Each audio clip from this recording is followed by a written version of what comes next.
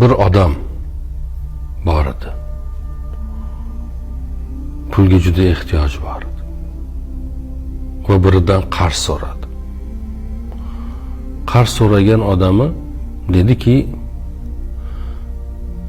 "Tamam, men senga so'raganing qarzni beraman. Shohiding bormi?" dedi. "Shohid." Aytdiki, odam bor. "Qani?" "Shohidim Alloh" dedi. "Tamam. O zaman kafiling bormi?" dedi. "Senga kafil bo'ladigan biri bormi? Sen qarzingni qaytara olmasang, seni o'rningga qaytaradigan biri bormi?" deganda, u odam aytdi, "Bor" dedi. "Kim?" "Kafilim Alloh" dedi. Ya'ni shohidim ham, guvohim ham, ya'ni menga kafil bo'ladigan ham Allohdir dedi. Qarz so'ralgan odam ham mo'min odam edi. Dediki, "Tamam. Men senga qarz beraman. Qancha istaysan?" 1000 dinar. "Qachon qaytarasan?" "Falon oydan keyin, falon kuni mana shu bandargohga olib kelib beraman kemadan. U shaharda men tijorat bilan shug'ullanaman, boshqa bir shaharda, dengizning qarshi tarafida. U yerda bu seni qarzingni olib keladigan kunim, kemaga o'tirib, falon kuni, falon soatda inshaalloh mana shu bandargohda men seni qo'lingga o'sha 1000 dinorni olib kelib beraman" deydi.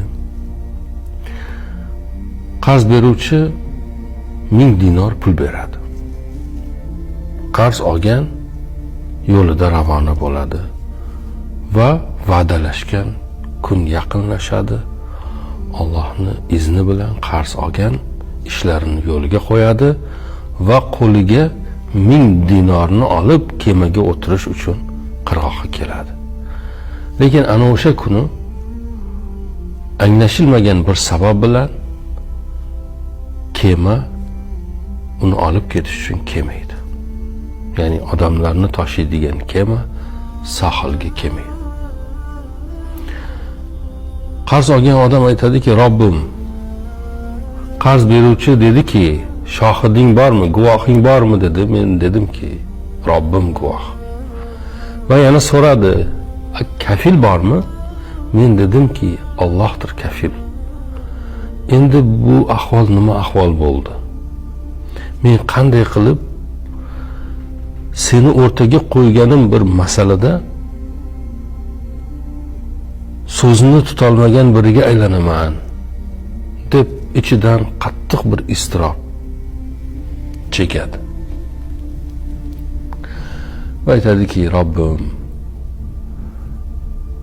kafil o'zingsan, shohid o'zingsan. Men bu 1000 dinorni mana bu to'nkani ichiga solaman. To'nkani yaxshilab suv kirgizmaydigan qilib berkitaman. O'zingning izning bilan inshaalloh bu pullar egasiga yetib boradi" deydi. Bismillah deb aytganini qilib, to'nkani ichiga boyagi 1000 dinorni solib, xatni yozib oluvchiga, to'nkani yopib, berkitib, yaxshilab dengizga otadi. Endi kemalar bir kun yurgandir, 2 kun yurgandir, 3 kun yurgandir. Oradan o'sha 3-4 kun vaqt